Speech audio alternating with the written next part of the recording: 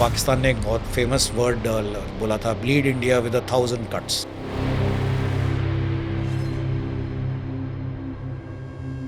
हम इंडिया को 1000 कट से ब्लीड कर करके मारेंगे।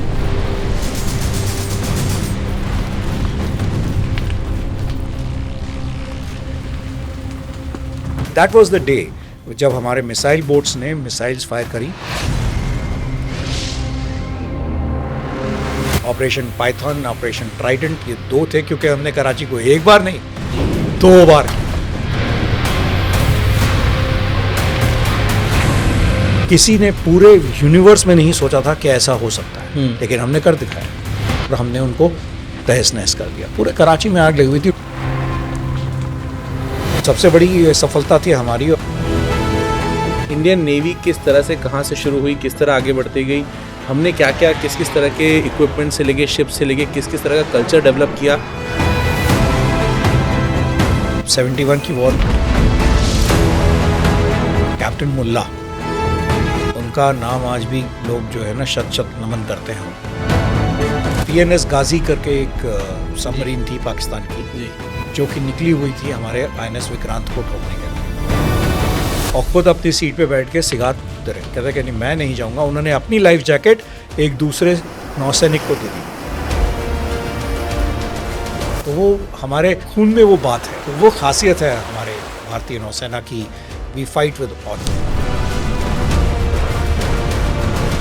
हमारे एक ऑफिसर थे पीटर डिब्रास, वो एक कैरियर बोर्न एयरक्राफ्ट के पायलट थे। जैसे ही टेक ऑफ किया उनका इंजन फेल हो गया उसी वक्त, और जो एयरक्राफ्ट था धड़ से पानी में गिरा। He literally got run over by a ship.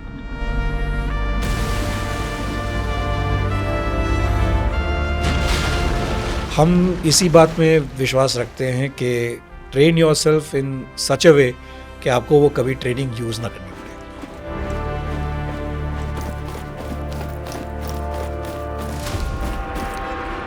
Submarine क्या होती है, इंडियन नेवी में किस तरह की ट्रेनिंग होती है कि आप सबमरीन को में सर्वाइव कर सकते हैं।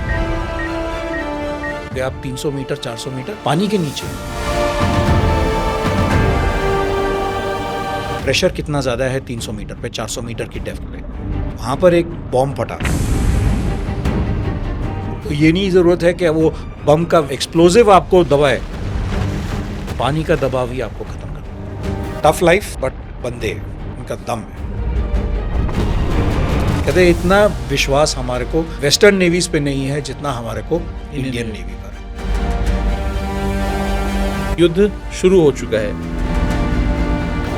ऑप सिंदूर जो हुआ उसके अंदर नेवी तो तैनात थी पूरा पाकिस्तान हमने ब्लॉक कर दिया था।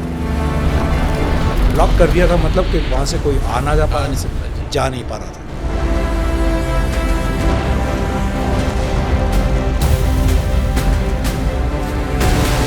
लेकिन वो एक शिप अगर कराची के अंदर आ जाता उनको 40,000 टन मिल जाता। नहीं आने दिया हमने कि हमारे बंदे तैनात थे, कोई भी एंटर नहीं कर सकता। और सब लोग जानते हैं कि इंडियन नेवी, भारतीय नौसेना चुस्त है, वो रोकेगी तो मतलब रोकेगी, और अगर उसने बोला कि मैं ठोकूंगा तो वो ठोकेगा, इसलिए कोई पंगा भी नहीं ले रहा था हमारे से।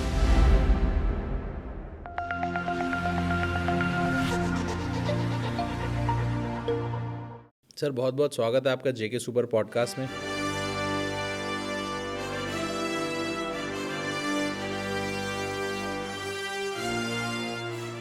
आज हमारा सौभाग्य है सर कि आपके थ्रू हम एवोल्यूशन ऑफ नेवी को समझेंगे। सर इंडियन नेवी किस तरह से कहाँ से शुरू हुई, किस तरह आगे बढ़ती गई, हमने क्या क्या किस किस तरह के इक्विपमेंट से लेके शिप से लेके किस किस तरह का कल्चर डेवलप किया, ये सब आपके थ्रू आज हम इंडियन नेवी के बारे में समझेंगे। सर जेके सुपर पॉडकास्ट में आने के लिए बहुत बहुत धन्यवाद सर।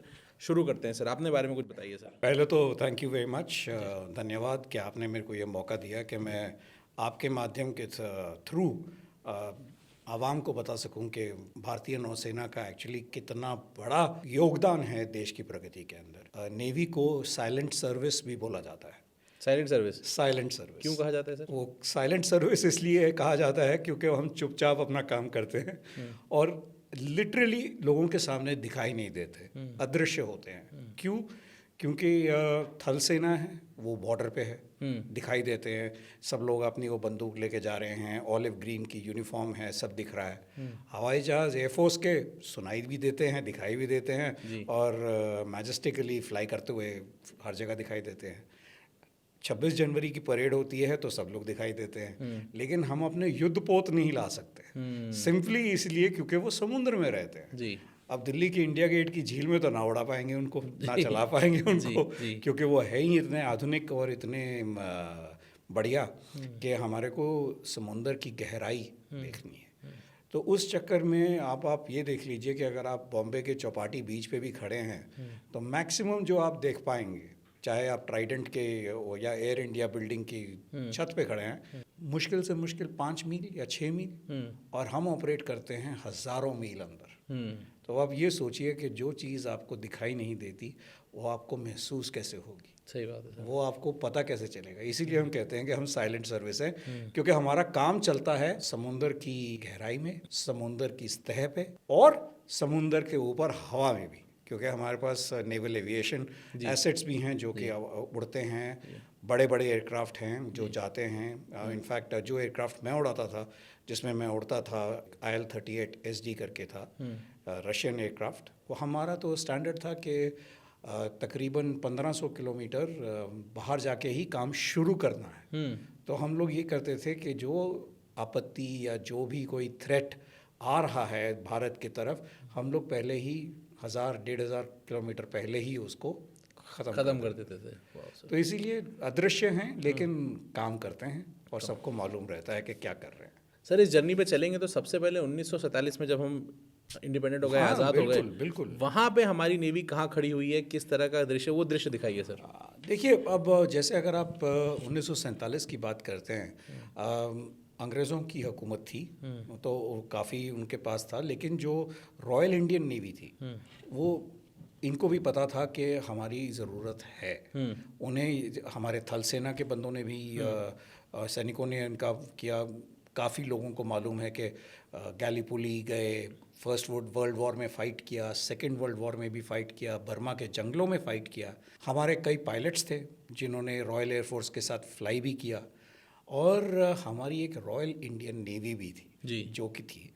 और आपको ये ताज्जुब होगा कि एक सिपाही म्यूटनी करके हुई थी, जहाँ पर रॉयल इंडियन नेवी के अंदर हमारे अपने जो भारतीय नौसैनिक थे, उन्होंने बगावत करी थी अंग्रेज़ों के ख़िलाफ़, ये कह के कि आप हमारे को आज़ादी दें। तो ये सब हुआ था 1942-1943 में।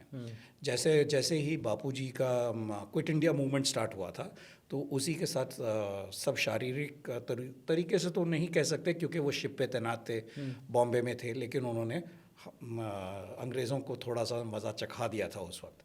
और उस वक्त हमारे ही लीडर्स ने कहा था, क्योंकि गांधी जी, अगर आपको याद रहे, वो नॉन वायलेंस के बहुत बड़े एडवोकेट थे, बहुत बड़े एडवोकेट थे।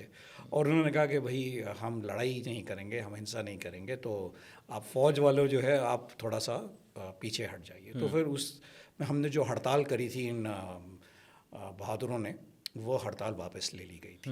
बट अब उसके बाद जो भी हुआ, 1945 में सेकेंड वर्ल्ड वॉर ख़त्म हुई, और तब जब ये इंडिपेंडेंस की वेव पकड़ में आई, तो फिर तब वो आप सब जानते हैं कि इतिहास गवाह है, पाकिस्तान एक तरफ और भारत एक तरफ। उस वक्त थोड़ा सा कलेश हुआ था, क्योंकि तब डिसाइड किया गया था जितने भी युद्धपोत रॉयल इंडियन नेवी में हैं, क्योंकि 1947 के पहले तो युद्धपोत मतलब शिप्स, युद्धपोत मतलब शिप्स, तो जितने भी हमारी शिप्स होंगी वो डिवाइड की जाएंगी पाकिस्तान और हिंदुस्तान के बीच में। तो इंडिया के हिसाब में कुछ आना था, पाकिस्तान के हिसाब में कुछ आना था। अब आप साइज़ की बात करें तो obviously India is much bigger, बहुत बड़ी है, काफ़ी बड़ा है पाकिस्तान के हिसाब से। हमारी जो कोस्ट लाइन है, कोस्ट लाइन भी हमारी, जो अगर आप देखें, स्टार्टिंग गुजरात से शुरू होती है और कहाँ वेस्ट बंगाल में ख़त्म होती है, उतना ज़्यादा, मतलब 6600 किलोमीटर अप्रॉक्सीमेटली है। लेकिन अगर आप पाकिस्तान की देखें तो एक तरफ कराची है, तो दूसरी तरफ ईरान का गवादर आ जाता है पाकिस्तान का, जो उनका आखिरी है, और फिर ईरान का बंदरगाह शुरू हो जाता है। तो उनकी तो काफ़ी छोटी है। तो इस हिसाब से जो उन्होंने डिसाइड किया, तो उन्होंने कहा कि जो भी हैं तकरीबन आप मोटा मोटा ले लीजिए 2/3 हिस्सा जो है वो भारत के साथ जाएगा, 1/3 पाकिस्तान को जाएगा। लेकिन मुझे सबसे ज़्यादा इस बात का गर्व है कि जो दूरदर्शिता हमारे बंदों ने दिखाई वो बहुत ही बढ़िया थी। क्या किया सर उन्होंने specific? उन्होंने क्या किया कि उन्होंने बड़े बड़े शिप्स तो आ ही रहे थे, लेकिन उसी वक्त उन्होंने इंग्लैंड के साथ एक समझौता किया और बोला कि हम और भी युद्धपोत लेंगे और भी शिप्स लेंगे आपसे, लेकिन हम जो है ऊंचा सोचेंगे। मतलब हमको ब्लू नेवी बनने का फ़ायदा, ब्लू वाटर नेवी, ये एक कैच फ्रेज है जो कहता है कि हम सिर्फ अपने तट के आसपास नहीं मंडराएंगे, हम लोग समुद्र में जाएंगे, दूर जाके 1000, 2000, 3000, 4000 किलोमीटर पानी के अंदर जाके अपना रुतबा मिटाएंगे। अगर आप सिर्फ कोस्टल वाटर में यानी कि तट के साथ रहते हैं तो आपको बोला जाता है कोस्टल नेवी या back water, brown water navy. अब ये ब्राउन वाटर इसलिए क्योंकि वहाँ मिट्टी ज़्यादा शैलो है, थोड़ा मिट्टी का कलर आ जाता है, इसलिए ब्राउन वाटर। ब्लू वाटर का मतलब है कि आप डीप वाटर्स में जा रहे हैं, दूर तक जा रहे हैं, एकदम नीला पानी, नीला पानी एकदम वहाँ पर वहीं आएगा जहाँ गहराई है और समुद्र का तट जो है पास नहीं फटकता। चाहे नीचे ले लीजिए गहराई में या लंबाई या चौड़ाई में देख लीजिए कि कितना दूर तट है। दूसरा हमारा जो एक सबसे बड़ा कहते हैं ना कि प्लस पॉइंट है, पूरे विश्व में सिर्फ एक ही ओशन है जो एक कंट्री के नाम पे है, इंडियन ओशन। इंडियन ओशन जी, नेम्ड आफ्टर इंडिया जी। और कोई भी नहीं है। नॉर्थ अटलांटिक है, साउथ अटलांटिक है, पैसिफिक है, ये हम ही एक अजूबे हैं इस पूरी दुनिया में जिसके हमारे देश के ऊपर एक है। तो ऑब्वियसली हमारे को उस पर कंट्रोल करना है जी। तो हमारे को अब ये दूरदर्शिता हमारे नेवी के ऑफिसर्स ने मैंने दिखाई 1947 में, और उन्होंने फिर बोला कि हमारे को इसके लिए ट्रेनिंग चाहिए, हमें इसके लिए थोड़ा माल मर्यादा भी चाहिए, सब कुछ चाहिए। तो उन्होंने फिर इंग्लैंड के साथ समझौता किया और हमारे बंदे गए प्लिमथ, हमारे ऑफिसर्स गए, हमारे जांबाज सिपाही गए, इंग्लैंड में ट्रेनिंग पाई और हम लोग वापस आए। इंग्लैंड में अगर हम देखते हैं तो सब लोग बात करते हैं सैंडहर्स्ट यूनिवर्सिटी और ये सब जो कि आर्मी के होते हैं, रॉयल एयरफोर्स, हमारे बंदे भी जाते हैं। लेकिन हमने जो प्लिमथ में जाके सीखा इनके साथ और जो वहाँ पर उनके लोगों के साथ इंटरेक्ट किया, और उसके बाद हमने कहा कि चलो अब हम धीरे धीरे बड़े बड़े शिप्स लेना शुरू करेंगे। पहले तो हमारे को वही मिले जो कि इंग्लैंड ने हमें दान दिए। सर 1947 में जब हम इंडिपेंडेंट नेवी हुए और हमारे पास उस टाइम सबसे अच्छा शिप कौन सा रहा होगा सर, और उसके बारे में थोड़ा बताइए कि वो शिप में क्या खास बात रही होगी। आपको बड़ा ये अच्छा लगेगा सुनकर कि जो हमारे पास जो वो शिप थे that was INS Delhi, INS Delhi और INS मैसूर, जो कि हमारे अपने ही, एक तो हमारी राजधानी के ऊपर ही नाम था जी, और एक ये था, और ये थे एक क्लास जिसको कहते हैं क्रूजर्स। और इन क्रूजर्स का मेन चीज़ क्या था कि इनके पास तोपें होती थी, बड़ी बड़ी तोपें, 8 इंच की, 10 इंच की, और इनकी मार भी काफ़ी होती थी, 20 मील तक चली जाती थी। अब आप ये सोचिए कि ये तो बहुत बड़े हो गए क्योंकि, लेकिन अब उस टाइम की टेक्नोलॉजी और आज की टेक्नोलॉजी में तो बहुत फ़र्क आ गया, ज़मीन आसमान का फ़र्क आ गया। तो अब आप ये देखेंगे, जब आप ये देखो कि उस ज़माने के समय जो हमारे आया, अब इंग्लैंड की भी हालत इतनी अच्छी नहीं थी, उनकी भी हालत थोड़ी पुश थी क्योंकि उन्होंने भी वॉर झेला था, पूरा सेकेंड वर्ल्ड वॉर झेला था। उन्होंने जर्मनी से भी मार खाई थी, जर्मनी पिट गया वो बात दूसरी है, लेकिन उसने भी काफ़ी नुकसान काफ़ी किया जी। और इन सब में फ़ायदा सबसे ज़्यादा अमेरिका को हुआ क्योंकि पूरी लड़ाई लड़ी, सब कुछ हुआ, लेकिन अमेरिका के लैंड पे एक भी बम नहीं गिरा। उन्होंने जाके एटम बम गिरा दिया, सब कुछ कर दिया, तो वो काफ़ी हद से सोल सुपर पावर बन के निकला है। लेकिन अगर आप एलाइज का देखें, अगर अमेरिका नहीं होता तो फिर इंग्लैंड ने भी काफ़ी मार खाई थी, फ्रांस ने भी काफ़ी मार खाई थी। तो ये जो बेसिक एलाइज थे उनका काफ़ी बुरा हाल था जब तक अमेरिका नहीं आया।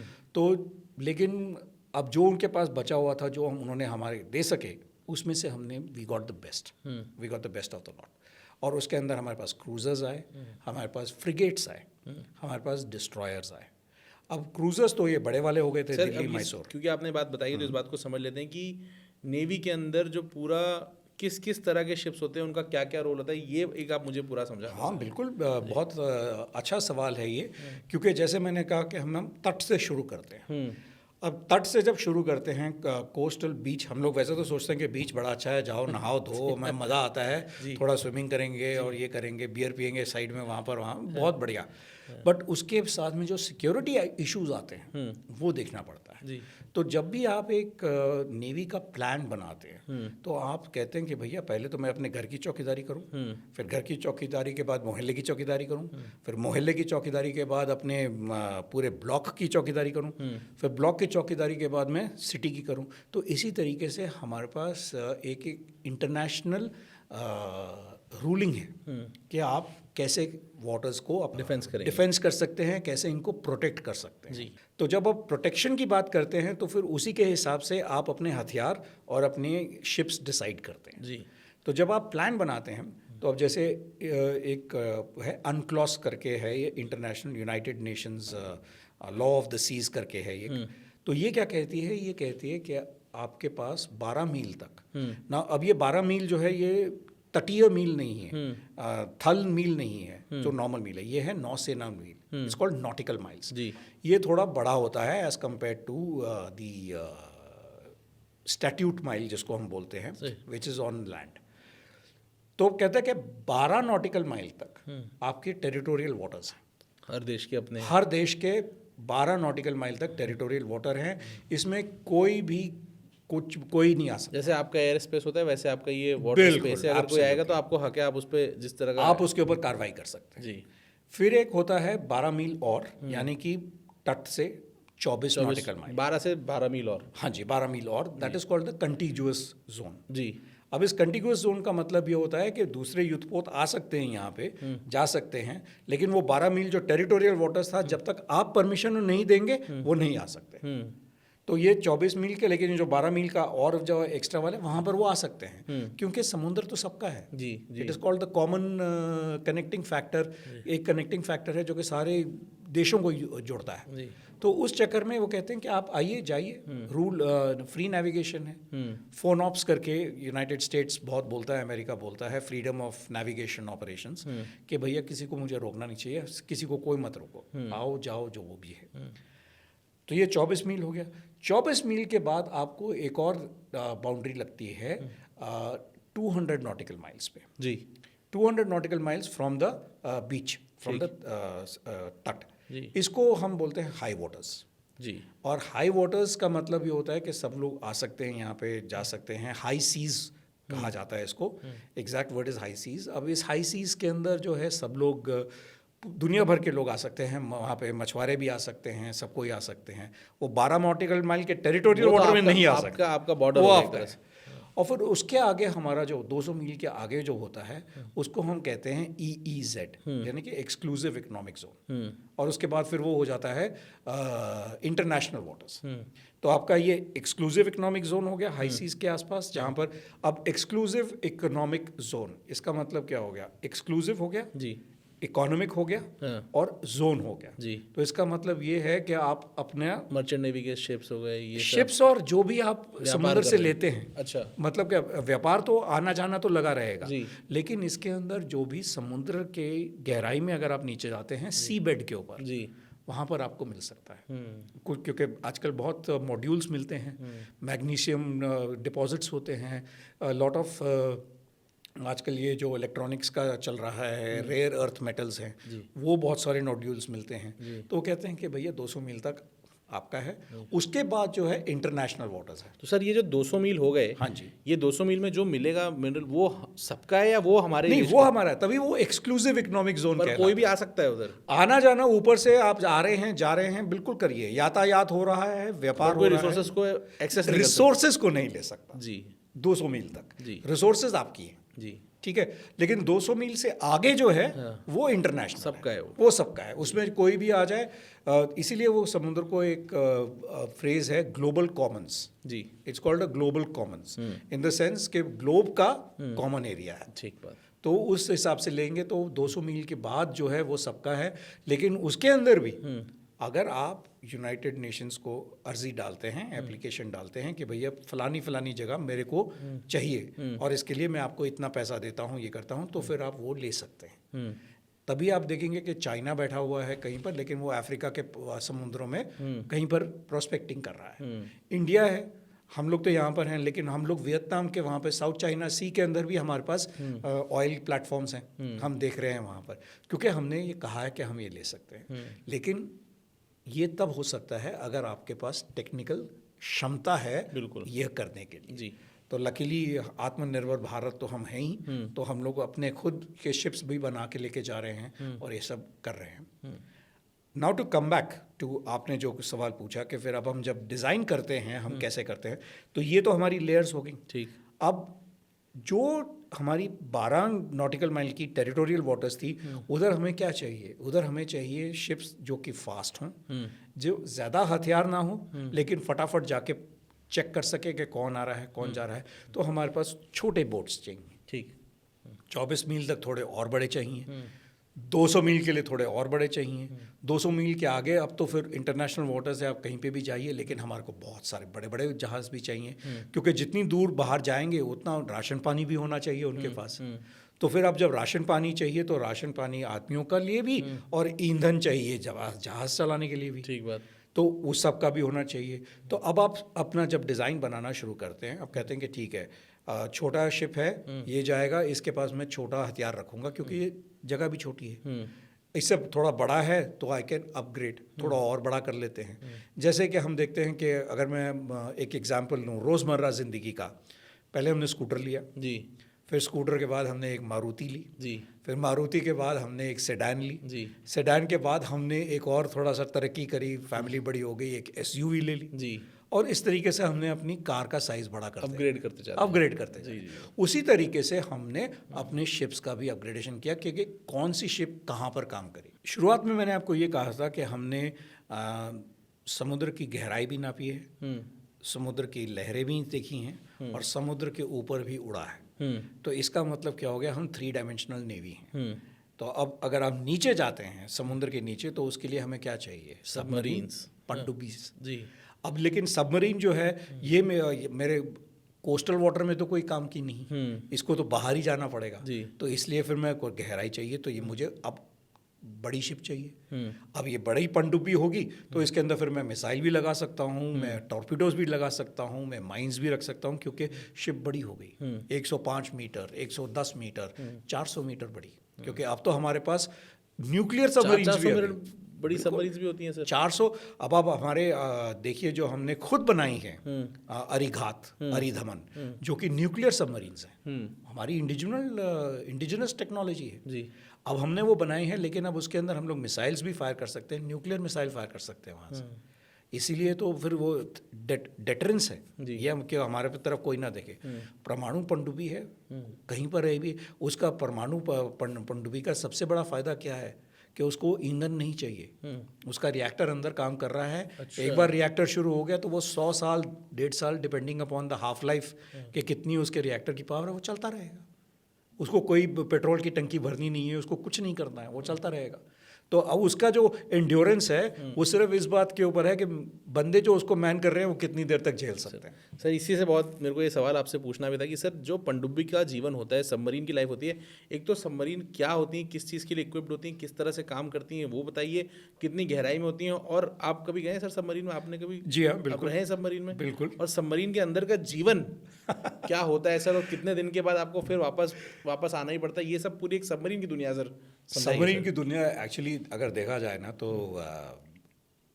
बंदे में दम चाहिए वो करने के लिए जी। जो सबमरीनर्स होते हैं ना, और इंडियन नेवी में किस तरह की ट्रेनिंग होती है कि आप सबमरीन को में सर्वाइव कर सकते? अब मैं आपको अगर थोड़ा सा वापस फिर मैं इतिहास में जाता हूँ, 1960s की बात है। उस वक्त अगर आप आएँ, हम लोग बहुत फेमस थे नॉन अलाइन मूवमेंट के लिए, कि हम नॉन अलाइंड रहेंगे, ना कि हम रशिया के रहेंगे, ना कि हम यूएस के रहेंगे। रशिया उस वक्त सोवियत यूनियन कहा जाता था उसे, क्योंकि उसका वो हुआ नहीं था अभी वो बंटवारा, जैसे जो वो ग्लासनोस्ट और पेरेस्ट्रोइका हुआ बाद में, तो सोवियत यूनियन था। तो सोवियत यूनियन के साथ हमारा काफ़ी क्लोज अंदाज था, और जो हमारी सबमरीन्स आई पहली वो सारी रशिया के थ्रू आई। ये थी फॉक्सट्रॉट क्लास की। जी। तो इनके अंदर कन्वेंशनल थी, डीजल इंजन पे चलती थी, लेकिन उससे बैटरी चार्ज होती थी, और जब ये समुंदर के नीचे पानी में चली जाती तो वो बैटरी पे थी। अदरवाइज इनका एक मास्ट बाहर निकलता था जिसको कहते थे स्नॉटिंग। तो वो इससे फिर वो, क्योंकि अब इंजन चलाना है तो उसके लिए एक तो आपको एग्जॉस्ट बाहर फेंकना पड़ेगा और दूसरा हवा खींचनी पड़ेगी। तो तकरीबन 20 मीटर या 25 मीटर की गहराई पे ये लोग चलते थे, और थोड़ा सा अपना वो एक डुड्डा बाहर निकाला होता था जिसमें से एग्जॉस्ट बाहर जाता था इंजन का, और बैटरी चार्ज होती थी, और फिर वो बैटरी चार्ज करके नीचे चले जाते थे। अब अगर आप इंजन की बात कर रहे हैं तो ये चल पाते थे तकरीबन 8 नॉट की स्पीड पे। 8 नॉट का मतलब तकरीबन 20 किलोमीटर प्रति घंटा। तो आप सोचिए कितना धीरे धीरे चल रहे हैं। लेकिन अगर आप बैटरी पे होते हैं और अगर नीचे चले जाते हैं समुद्र की गहराई में, तो आपकी स्पीड और भी कम हो जाती थी। आपकी स्पीड होती थी 2 नॉट, यानी कि 1 घंटे में आप 3 मील या 4 मील कवर कर रहे हैं, बस इतनी होती थी। तो इसलिए उस वक्त की सबमरीन जो थी वो ज़्यादा कष्टदायक थी, डिफ़िकल्ट थी। उसके कष्ट बहुत थे, क्योंकि अब आपको बैटरी भी चार्ज करनी होती थी, और बैटरी चार्ज करनी है तो मतलब रात को करनी है, नहीं तो दुश्मन को पता चल जाएगा। और अगर आप 4-4 किलोमीटर की स्पीड पे चल रहे हो तो आप सोचो कि आपको कितना टाइम लगेगा आने में जाने में। इसलिए अंदर से स्पेस वगैरह कितनी सर? स्पेस बहुत ही कम, बहुत ही कम। आप ये सोचिए कि अगर उस शिप के अंदर 100 लोग की कैपेसिटी है तो वहाँ पे सोने के लिए 30 लोग होते थे, मतलब 30 बिस्तरे अवेलेबल थे लोगों के सोने के लिए।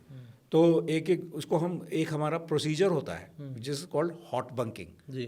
हॉट बंकिंग का मतलब क्या हुआ कि अगर आप और हैं और मैं हैं, हम क्रू हैं सबमरीन के, आप सो के उठे, आप गए ड्यूटी पे, मैं ड्यूटी करके आया, आपके बिस्तर में सोया इससे पहले कि बिस्तर ठंडा हो जाए, इसीलिए उसको कहते थे हॉट बंकिंग। अच्छा। क्योंकि आपकी शरीर की जो गर्माहट थी वो भी नहीं अवे हटी कि दूसरा बंदा आके उसमें सो गया। अच्छा। और फिर उसके निकलने के बाद तीसरा बंदा आके सो गया। तो इस तरीके का था। ये तो फिर भी चलो ठीक है, सोने की जगह तो मिल रही है। सबसे बड़ा कष्ट होता था पानी। पानी नहीं है। अब पानी अगर आप लेके जाएंगे तो कितना पानी ले जा सकते हैं? वो तो यूज़ होता रहेगा, ख़त्म होता रहेगा। तो उसके चक्कर में अगर आप सबमरीन पे जाते थे, आपके लिए एक्सक्यूज़ था कि आप 30 दिन, 40 दिन, 45 दिन नहीं नहाएंगे। 30 दिन, 40 दिन, 45 दिन जो आप सबमरीन पे हैं, आप दाढ़ी उगाइए, शेव भी मत कीजिए। आपको सिर्फ इतना एक वो कहते चुल्लू भर पानी मिला, क्या उससे आप ब्रश कर लीजिए। इतना हालत होती थी, क्योंकि जो पानी चाहिए वो आपको खाना बनाने के लिए चाहिए। तो इसलिए अब ये अलग कष्ट होता था। अब तो इसलिए उनके पास एक अलग और चीज़ हुई, क्योंकि अभी हमने सोचा नहीं है कि अगर बंदे ने 45 दिन नहीं नहाया है तो उसके कपड़ों के क्या हाल होंगे। तो इसलिए हमारे को सबमरीन्स के लिए स्पेशल कपड़े दिए जाते थे जो कि डिस्कार्डेबल होते थे। अच्छा। मतलब आप उनको पहनिए, यूज़ कीजिए और फेंक दीजिए। क्योंकि अगर आप सेम यूनिफॉर्म, मैं अपनी डांगरीज पहन के बैठा रहा हूँ 40 दिन, 45 दिन and all that, I think मेरे घर पहुँचने से पहले 2 किलोमीटर पहले बदबू पहुँचेगी मेरी कि बंदा नहा के इतना नहाया नहीं है। तो इसीलिए उनके डिस्पोजेबल्स कहा जाता था उनको उस वक्त, और वो डिस्पोजेबल शॉर्ट्स और एक शर्ट होती थी, क्योंकि गर्मी होती थी उसके अंदर। अब ये तो है नहीं कि AC ऑन कर लिया, ये तो है नहीं कि आपने पंखा लगा लिया। सर हाँ जी, अच्छी खासी गर्मी रहती है सर। अरे दबा के आपका इंजन पूरा तो अंदर ही है। अब आप इंजन जो चल रहा है वो बैटरी से चल रहा हो या डीजल पे चल रहा हो, गर्मी तो करेगा ही करेगा। तो सारे जो बंदे होते थे पतले होते थे, सबका कहते हैं ना कि सरफिरे होते थे सब। क्योंकि कौन पानी के अंदर एक ट्यूब के अंदर, एक ट्यूब ऐसी कि अगर आप ये पूरा कमरा देख लें तो मतलब 10 मीटर की विड्थ, 10 मीटर मतलब 30 फुट, और लंबाई में आप देख लीजिए अबाउट 100 मीटर के करीब। अब इसी के अंदर पतली सी जगह के अंदर आपके वेपन्स भी हैं, क्योंकि आपको टॉर्पिडो डालने हैं, आपको माइंस रखनी है, जो भी रखना है। तो ये सब कुछ एक ही सिगार बॉक्स के अंदर। So it is very tough, बहुत टफ।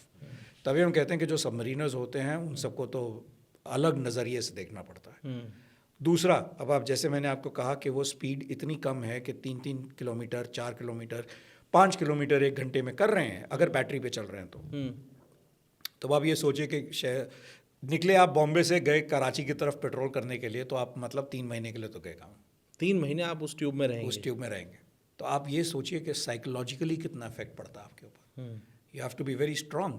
मेंटल स्ट्रेंथ आपकी ऐसी तगड़ी होनी चाहिए क्योंकि आपको पता चलेगा क्या, वही चेहरा, वही लोग, खाना भी एकदम ज़्यादा नहीं बना सकते। ये थोड़ी है कि उसके अंदर हमने देसी दाल का वो तड़का लगा के देसी घी का खाया, कुछ नहीं कर सकते क्योंकि आग लगेगी तो, और अगर सबमरीन में पानी के नीचे आग लग गई तो आप क्या करेंगे? तो वो अलग कष्ट है। सबसे बड़ा प्रॉब्लम यही है कि अगर कहीं से लीकेज आ गया, क्योंकि आप 300 मीटर 400 मीटर पानी के नीचे हैं, भगवान ने हमें गिल्स तो दिए नहीं है कि भैया मछली की तरह हम भी, तो हमारे तो बुरे हाल हो जाए। तो वहाँ से एस्केप कैसे करेंगे आप? प्रेशर कितना ज़्यादा है आपके ऊपर, क्योंकि जैसे जैसे आप पानी में नीचे जाते जाएंगे उतना प्रेशर बढ़ता जाता है। हवाई जहाज़ में उल्टा होता है, जितना ऊपर जाए वो घटता है। तो हम अंदर प्रेशराइज करते हैं, यहाँ पर हम प्रेशराइज करते हैं क्योंकि बाहर का ज़्यादा है और अंदर नहीं। तो आपका जो हल है वो टाइटेनियम का होता है, वो एकदम तगड़ा होता है कि कुछ ना हो। हवाई जहाज़ में होता है कि जितना हल्का हो उतना अच्छा है, क्योंकि उतनी ज़्यादा फ्यूल एफिशिएंसी देगा। तो वो सब होता था। फिर दूसरा होता था कि अगर आप से लैंड पे लड़ाई कर रहे हैं, टैंक में हैं, आपको एक डायरेक्ट हिट चाहिए, तभी जाके एक वो मिसाइल लगेगा या कुछ लगेगा तब फटेगा। लेकिन अब पानी के अंदर प्रेशर इतना ज़्यादा है बाहर में कि हम तो नियर मिस की बात भी नहीं करते, हम तो कहते हैं कि अगर 400 मीटर दूर भी अगर डेप्थ चार्ज या बॉम्ब फटा तो वो लीकेज स्टार्ट हो जाएगी सबमरीन के अंदर। 400 मीटर दूर भी फटा तो क्या है? अब आप ये देखिए कि प्रेशर कितना ज़्यादा है 300 मीटर पे, 400 मीटर की डेप्थ पे। वहाँ पर एक बॉम्ब फटा तो साउंड वेव ट्रैवल करेगी बाहर की तरफ, वो अब जाके आपके सबमरीन के हल पे लगेगी। तो ये ज़रूरी नहीं है कि बम जैसे टैंक के ऊपर अगर बम गिरेगा तभी जाके वो फटेगा। यहाँ पर तो अगर साइड में भी हो गया, ऐसा भी पास में हो गया, तो आपका जीना मुश्किल हो जाएगा। क्योंकि उसको ये और कुछ नहीं चाहिए, उसको 3 4 6 8 नट भी अगर खोल दिए उसने, लूज़ कर दिए, तो पानी तो अंदर आ ही जाएगा। तो ये नहीं ज़रूरत है कि वो बम का विस्फोटक एक्सप्लोजिव आपको दबाए, पानी का दबाव ही आपको ख़त्म कर दे। जैसे मैं आपको बोलने वाला था कि हवाई जहाज़ में भी यही होता है। जब आप हवाई जहाज़ में ट्रैवल करते हैं तो आपका वो कहते हैं कि डोर मत खोलिए, विंडोज़ का ये होता है वो, क्योंकि बाहर का प्रेशर इतना कम है कि अगर आपने पिक्चरें भी देखी होंगी, कई दिखाई हैं उन्होंने, कि एक हल्का सा क्रैक आया सक्शन से बाहर। यहाँ पर भी वही हिसाब किताब है, लेकिन ये उल्टा है, यहाँ पर पानी अंदर आ जाएगा और आप डूब जाएंगे। ये कष्ट है। तो इस वजह से जो शुरुआत की हमारी सबमरीन्स आई थी वो तो बहुत ही कष्टदायक थी। और and to be very frank, जो हमारे सोवियट्स हैं और रशियन काउंटर पार्ट्स हैं, वो थोड़े हार्डशिप के ज़्यादा आदी थे क्योंकि स्टालिन थे, उनके लीडर्स भी ऐसे थे जो कि कहते थे कि भैया बंदा बनो, तगड़ा होना चाहिए। हाँ, तो उस चक्कर में होता था। लेकिन और जो वेस्टर्न साइड थी वो थोड़ी सी ज़्यादा सॉफ्ट है, but soft in the sense के थोड़ा कंफर्ट के बारे में सोचती थी। तो रशियन फॉक्सट्रॉट क्लॉस सबमरीन्स हमारे पास आई, लेकिन हमारे पास जर्मनी से HDW की सबमरीन्स भी आई। और जो HDW सबमरीन्स जो आ रही थी वो थोड़ी सी कंफर्टेबल थी, क्योंकि उनके अंदर जो रशियन थी वो स्लीक थी, पतली, और लेकिन ये वाली जो थी ये थोड़ी चौड़ाई में भी थी। तो जहाँ चौड़ाई आ जाती है वहाँ पर आपको थोड़ा सा फ्रीडम मिल जाता है। तो आप कुछ फौरन लगा सकते हैं, फिर चलो माइक्रोवेव लगा दिया, फिर वो कर दिया, ऐसा कुछ कर दिया, तो मिसाइल्स भी लगा दिए। फिर रशियंस ने भी मिसाइल्स लगाने शुरू किए। तो अब जो है वो जैसे जैसे टेक्निकल प्रोग्रेस बढ़ती गई, इन सब का भी कहते हैं ना डेवलपमेंट उसी तरीके से होने लगा। तो आजकल की जो न्यूक्लियर सबमरीन्स हैं जो कि बाहर जाती हैं, they are called SSBNs। SSBN मतलब बैलिस्टिक न्यूक्लियर मिसाइल्स। तो जो बैलिस्टिक न्यूक्लियर मिसाइल्स हैं वो तो आप मानेंगे नहीं, it's bigger than as big, जितना एक युद्धपोत है उतना बड़ा शिप है वो, कई तो उससे भी ज़्यादा बढ़ेंगे। तो उसमें तो कंफर्ट पहले से काफ़ी ज़्यादा होगा, बढ़ जाता है। क्योंकि फिर भी मुश्किल होता होगा सर। मुश्किल तो होता ही है, क्योंकि आप ये तो है नहीं कि पोर्ट होल देख के सूरज की गर्मी ले लो। अब आपको ना सूरज दिख रहा है, लोगों को पता ही नहीं है, क्योंकि अब हम जैसे इस कमरे में बैठे हैं, अगर लाइट ऑन है, हमें कमरे में बैठे हुए हैं और उस कमरे से हम कभी निकलते ही नहीं है, वही लाइट ऑन रहती है, वही लाइट ऑफ होती है, वही लाइट ऑन हो जाती है। अगर मैं घड़ी ना देखूँ, कैलेंडर ना देखूँ, मेरे लिए तो सब सामान्य है, सब एक जैसा ही है। अगर मैं सेना में हूँ, थल सेना में हूँ, तो मैं देखता हूँ सूरज उग रहा है, सूरज डूब रहा है, तो मुझे पता है कि दिनचर्या चल रही है। वहाँ पर तो मैं सिर्फ घड़ी का मोहताज हूँ कि अच्छा घड़ी देखी अभी के, उसके बाद भी थोड़ी देर बाद मुझे पता नहीं चलेगा कि ये दोपहर के 2 बज रहे हैं या रात के 2 बज रहे हैं, क्योंकि मैं तो उसी आर्टिफिशियल लाइट में हूँ, I have not seen the sun, मैंने सन देखा ही नहीं है। तो इसके एसोसिएटेड मेडिकल प्रॉब्लम्स भी होते हैं, क्योंकि अगर सनलाइट से हम लेते हैं vitamin D, rickets, lack of deficiency होती है, तो उसमें बोन्स डेंसिटी का थोड़ा फ़र्क होता है। सो इसलिए आप देखेंगे जब भी जो सबमरीनर्स होते हैं, जहाँ इनको मौका मिलता है वो धूप, उनको धूप चाहिए। जो है ना, राकेश रोशन की पिक्चर थी तो उसको भी धूप चाहिए थी लेकिन हमें भी लगता है अच्छा कि अगर कुछ मिल जाए। It is good, tough life, but बंदे हैं, उनका दम है उनका करने के लिए। अब थोड़ी सहूलियतें हो गई हैं क्योंकि टेक्नोलॉजी इतनी बढ़िया बन गई है। अब जैसे पहले हमारे जो थल सेना थे, जो सियाचिन में थे, उनके लिए कितना कष्ट होता था क्योंकि वो बर्फ़ में बैठे रहते थे। डीआरडीओ ने इतना कुछ किया, उन्होंने राशंस बनाए, उन्होंने स्पेशल वो चीज़ें करी, और डीआरडीओ और नेवी का जो साथ गया है ये भी बहुत अच्छा गया है, क्योंकि जो डीआरडीओ ने बनाया है हमने यूज़ किया है, चाहे वो राशन हो या वो ब्रह्मोस मिसाइल हो। अब ब्रह्मोस मिसाइल हमने एयरफोर्स ने भी यूज़ किया है जी। हम लोग, अब जैसे हमें बोला गया कि डोंट वरी तुम्हारी भी बारी आएगी, तो अभी हम वेट कर रहे हैं कि नेक्स्ट अगर कोई ऑपरेशन होगा तो नेवी की तरफ से भी करेंगे। लेकिन अब ऑप सिंदूर जो हुआ उसके अंदर नेवी तो तैनात थी पूरा पाकिस्तान हमने ब्लॉक कर दिया था। ब्लॉक कर दिया था मतलब कि वहाँ से कोई आ ना जा पा रहा था, जा नहीं पा रहा था। तो हमारे पास एयरक्राफ्ट भी थे, हमारे पास शिप्स भी थे, और हमारे पास सबमरीन्स भी थे जो वहाँ पे तैनात थे। तो उनकी तरफ से तो उनकी तो हालत ख़राब कर दी थी हमने भी, क्योंकि अब उनके पास ना कोई सप्लाई रूट था ना कुछ था। सबसे ज़्यादा चीज़ अहमियत जो रखती है वो होती है पेट्रोल, करेक्ट, डीजल टू आपके, जिस पे आपका शिप चलेगा, जिसके ऊपर आपके टैंक्स चलेंगे, जो भी चाहिए।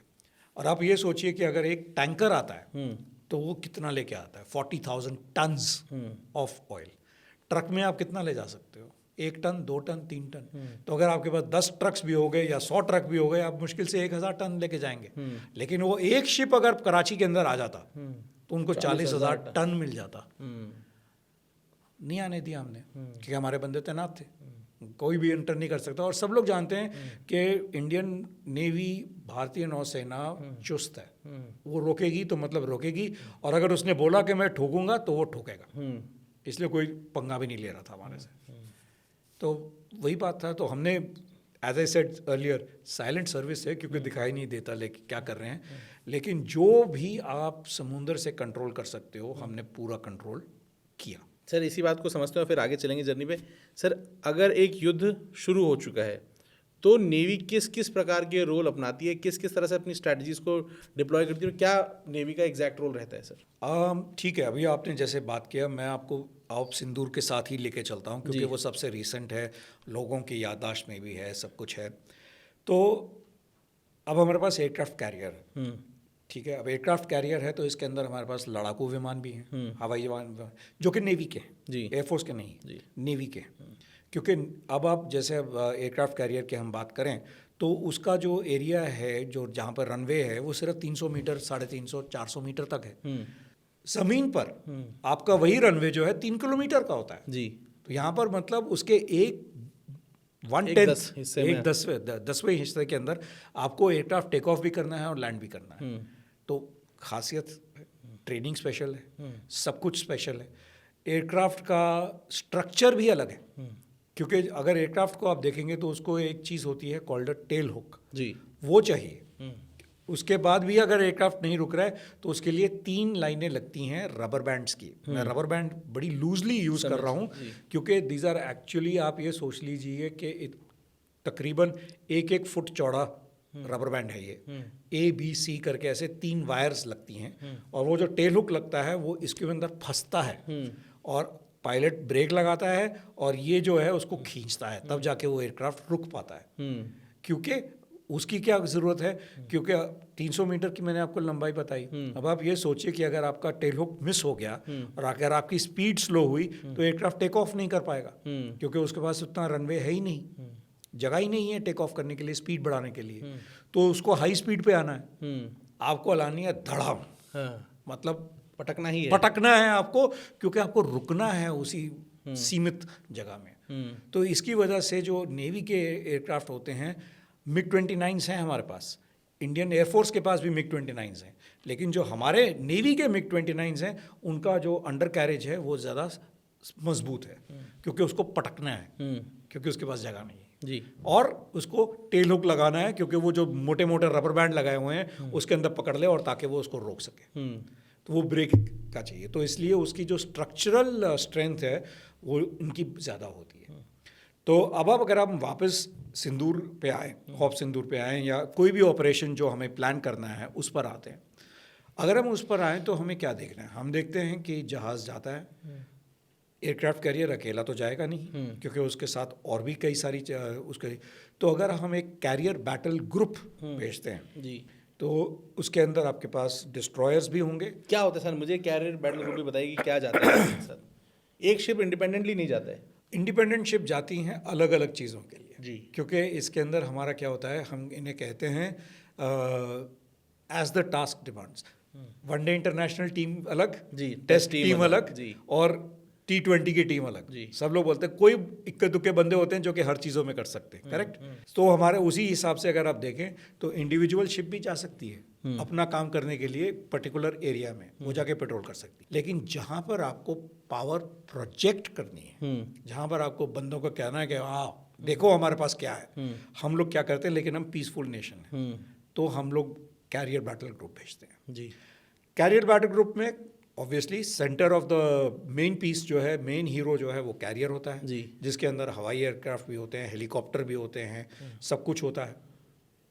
उसकी प्रोटेक्शन के लिए आसपास उसके साथ होते हैं डिस्ट्रॉयर्स, उसके साथ होते हैं फ्रिगेट्स, क्योंकि डिस्ट्रॉयर एज द नेम, जैसे कि नाम बताता है, वो अटैक करके चीज़ें तहस नहस करता है, मिसाइल्स वगैरह लॉन्च, मिसाइल्स लॉन्च करता है। फ्रिगेट जो होता है उसके अंदर, लेकिन वो थोड़ा छोटा होता है डिस्ट्रॉयर से। फ्रिगेट के अंदर क्या रहेगा, आपके पास मिसाइल्स भी रहेंगी, तोपें भी रहेंगी, टॉर्पीडोज भी रहेंगे, क्योंकि वो सबमरीन। क्या हो गया सर? टॉर्पीडो इसलिए चाहिए कि अगर आप दुश्मन की कोई पनडुब्बी आती है उसको मारने के लिए, सतह पे सरफेस के ऊपर बम फोड़ने से तो कुछ नहीं होता, वो तो नीचे 400 मीटर 500 मीटर नीचे है, तो उसको वहाँ पर मार करने के लिए एक चीज़ होती है जिसे कहते हैं सोनार। रेडार हम सब ने सुना हुआ है। जी जी सर। रेडार ऊपर काम करता है, ज़मीन के ऊपर हवा में देखता है, इलेक्ट्रोमैग्नेटिक एनर्जी भेजता है और पकड़ के ले जाता है। सोनार क्या करता है, सोनार इलेक्ट्रोमैग्नेटिक रेडिएशन नहीं यूज़ करता, वो यूज़ करता है साउंड वेव्स। तो वो नीचे से साउंड वेव्स शिप के नीचे से जाती हैं, वो जहाँ पर जिस मेटलिक आइटम जैसे कि सबमरीन हुई उस पर स्ट्राइक करी, वापस आई। प्रिंसिपल सेम है रेडार वाला, लेकिन ओनली थिंग इज कि हम लोग यहाँ साउंड वेव्स यूज़ कर रहे हैं और वहाँ पर हम लोग यूज़ कर रहे थे इलेक्ट्रोमैग्नेटिक EMI, जिसको EM करते हैं। अब EM रेज को तो नहीं यूज़ कर रहे, यहाँ पर हम लोग साउंड वेव्स यूज़ कर रहे हैं। अब ये तकरीबन 20 मील दूर हो सकती है, 30 मील दूर हो सकती है, तो वो रेंजिंग की जाती है और फिर उसके अगेंस्ट एक एंटी सबमरीन, दो चीज़ें होती हैं।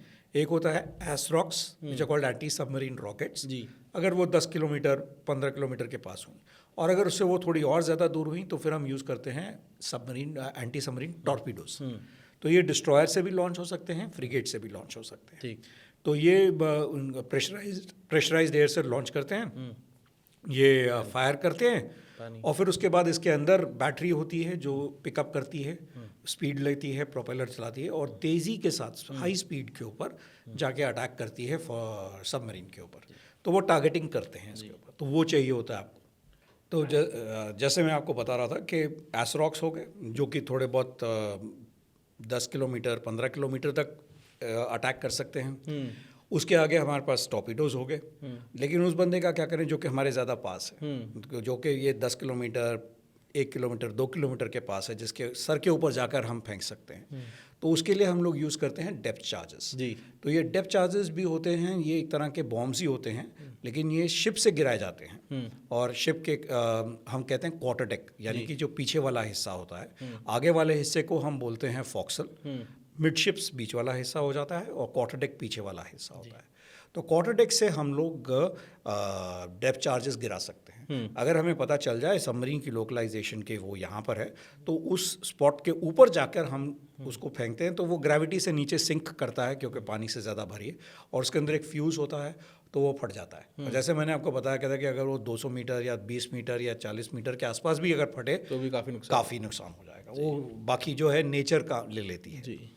एसरॉक्स का थोड़ा और रेंज हो जाता है, और टॉर्पीडोज तो फिर बहुत ही बढ़िया है। और टॉर्पीडोज का भी दो तरीके के से हो सकते हैं, या तो आप उसने शिप से फायर किया, जैसे मैं आपको बता रहा था कि डिस्ट्रॉयर से फायर कर सकते हैं, फ्रिगेट से फायर कर सकते हैं।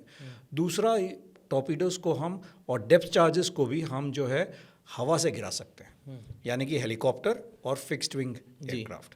तो फिक्स्ड विंग एयरक्राफ्ट और हेलीकॉप्टर दोनों के पास ये क्षमता है कि वो डेप्थ चार्जेस भी ड्रॉप कर सकें और टॉर्पीडोज भी फायर कर सकें, जो कि ये सबमरीन्स को निकाल सकते हैं।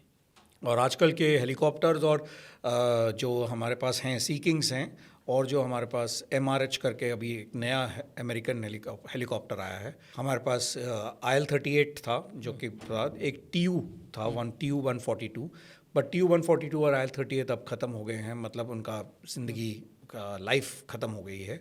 उनकी जगह अब हम यूज़ कर रहे हैं बोइंग के एयरक्राफ्ट P-8I, यानी कि पोसाइडन 8 इंडिया।